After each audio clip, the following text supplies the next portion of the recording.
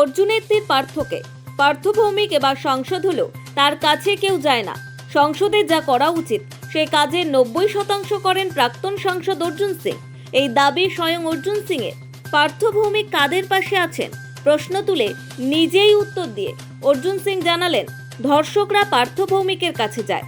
পার্থ ভৌমিকের সাংসদ হিসেবে প্রাসঙ্গিকতা ও গ্রহণযোগ্যতা নিয়ে বলা যায়, আবার বোমা ফাটালেন অর্জুন সিং। ভোট এসে গেছে, ভোট এলেই তো দিদিমণি দিদিকে বলো করেন, তারপরে দাদা ভাই বলেন কি অভিষেককে বলো। এখন পার্থ ভৌমিক বলছে ও ডায়মন্ড হারবার মোড়, বাড়িতে লোক ঢুকতে পারে ওর? ও এখনো এমপির কাজগুলো 90% লোক আমার কাছে আসে, ওর বাড়িতে গিয়ে ঘুরে আসে। কেউ কোনো কাজ করে না, কারোকে সার্টিফিকেট দেয়, কাউকে হসপিটালে পাঠায় না, কাউকে হসপিটালে ভর্তি করাতে পারে না এখনো। হ্যাঁ, ওর কাছে কে যায়? ওই দেখলেন না একটা রেপিস্ট আছে, ও হোটেলের মালিক, কি উল্লাস মুল্লাস সব বারের মালিক, রেপ করছে, তারকে ফুল দিচ্ছে, ওর জন্য ওর জায়গা আছে ওর কাছে। আরে অ্যাপ চালু করে স্যার নাটক সব। ইলেকশন এসছে, কত মাল কে দেবে তার জন্য অ্যাপ চালু হয়েছে। এই তো ওর বাড়ির পাশে জল জমে আছে, ওই জলটা বেরোতে পারছে। উল্লেখ্য, সোমবার ডায়মন্ড হারবার মডেল হিসেবে ব্যারাকপুরের সরাসরি সাংসদ অ্যাপ চালু করেছিলেন ব্যারাকপুরের সাংসদ পার্থ ভৌমিক। তিনি বলেছিলেন, সাধারণ মানুষ এই অ্যাপসের মাধ্যমে নানান অভিযোগ জানাতে পারবে।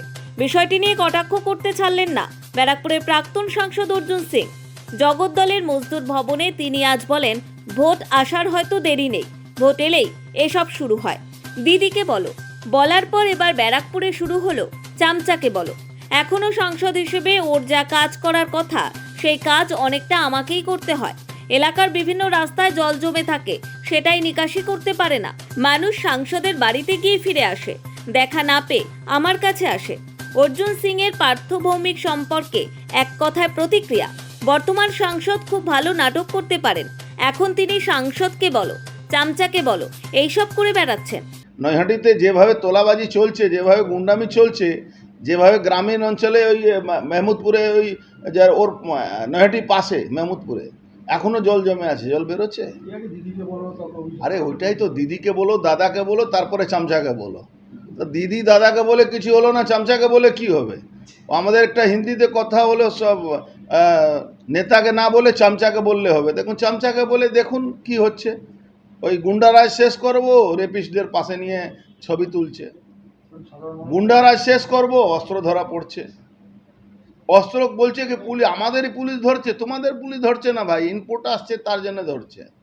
তোমাদের পুলিশ তাহলে আগে ধরছে না? তোমাদের পুলিশ জানে না মিথ্যা মামলা দেওয়ার জন্য বিজেপি কর্মীকে অস্ত্র ওর দোকান থেকেই নিয়ে আসা হয়। পুরো বাংলাকে স্ট্যান্ডার্ড বাংলাদেশ হতে চলছে। বাংলার Hindu voter vote last vote এটা। এখনো যদি ওই 1200 টাকা লক্ষ্মী ভাণ্ডারে ভোট নিয়ে ভাবছেন যদি কেউ, তাহলে উনার হিন্দুদের লাস্ট ভোট। আর একবার এই জেহাদি মুসলমান, এবার যদি মমতা ব্যানার্জি ক্ষমতা চলে আসে, তা মমতা ব্যানার্জি বলছেন না আল্লাহ কসম আপনারা বিজেপিকে বুঝিয়ে নেবেন, এরা আল্লাহ কসম করে করে আপনার বাড়ি, আপনার বউ, আপনার মেয়ে সব জোর করে নিয়ে চলে যাবে। এপসের মাধ্যমে মানুষকে বোকা বানাচ্ছে, আপনাদের মাধ্যমে মানুষকে বোকা বানাচ্ছে, আপনাদের মাধ্যমে মানুষকে বোকা বানাচ্ছে, এপসের মাধ্যমে মানুষকে বোকা বানাচ্ছে। আজকে যতগুলো কলকারখানাতে সব ঠিকাদারি নিয়ে মারামারি হচ্ছে, কোথাও তোতলা কোথাও বোতলা, এই তো তোতলা বোতলা লড়াইয়ের মধ্যে পুরো ইন্ডাস্ট্রি শেষ হয়ে যাচ্ছে। অ্যাপস নিয়ে অর্জুনের পুরোধার আক্রমণ পার্থ ভৌমিককে। এখন দেখার বিজেপির অর্জুনের বক্তব্যের পাল্টা কোনো প্রতিক্রিয়া দেন কিনা তৃণমূল সাংসদ Partha Bhowmik. Bureau report, Nobel Bangla.